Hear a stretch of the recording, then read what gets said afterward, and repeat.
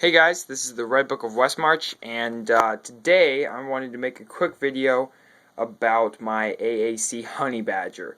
The reason why I say I want to make a quick video, and I know I usually say that, is because it takes forever to upload a video to YouTube, I guess with the files that I'm using on my Droid. So I want to make this as quick as possible, so let's just fly through these here. First off, you'll notice that it has a stock that you can extend. There are lots of different names out there, and sorry, this is taking a while because I'm only using one hand. There's lots of different names out there for them, but they are basically known as telescoping stocks. This one's really nice, pretty sturdy. I'm not a big fan of the whole setup, but I know that a couple of people on Instructables really liked this type of stock, so I decided to go with that. You could go with the really sturdy stock and just scrap the whole idea. I would advise you to do that if you were going to use this, I guess, in a war setting, which brings me to my next thing. I wouldn't advise you use this in a war setting. In fact, I don't advise you use any replica guns in war settings because they're just not made for performance, they're made for looks. So while this particular gun can shoot, and can shoot finely, it's not meant for that. It's meant for more for looks. That's an incorrectly formed sentence there. It's meant to look great, not necessarily to operate well.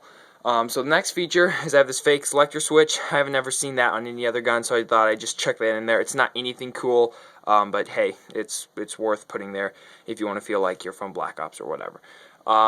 It has really nice sights. You can look, I don't know if you'll be able to see. Yeah, you won't be able to because I don't have the front side open, which brings me to my next thing. The front side is flip-upable. I guess that's not a word. You can use the sights. You can flip them up or flip them down. With this sight, you have to break it off and reattach it like so. And that is a flip-up back sight. This is a flip-up front sight. Other features: the magazine puts the bullets from the magazine into a separate chamber using something very similar to Blue Mullet's M4.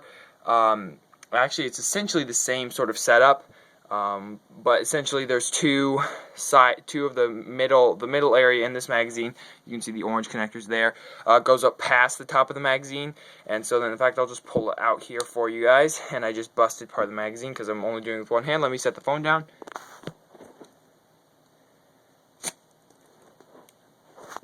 Like that.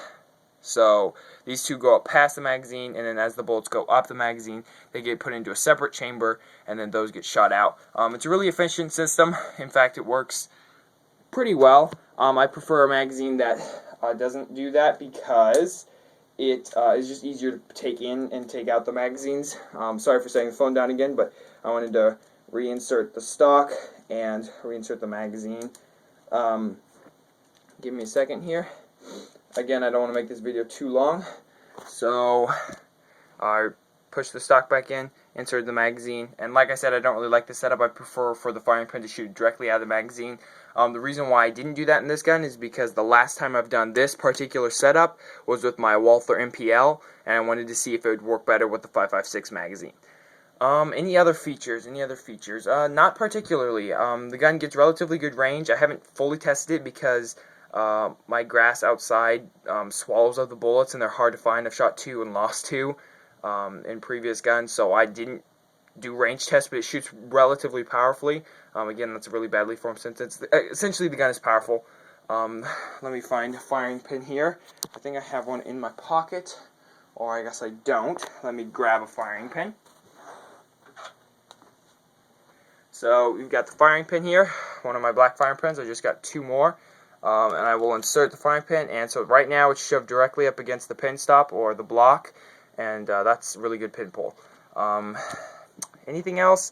Not particularly. I really like sighting the magazines, and I suggest the rest of you guys do that. It makes them infinitely stronger regardless of whether your magazine is bent like this or not.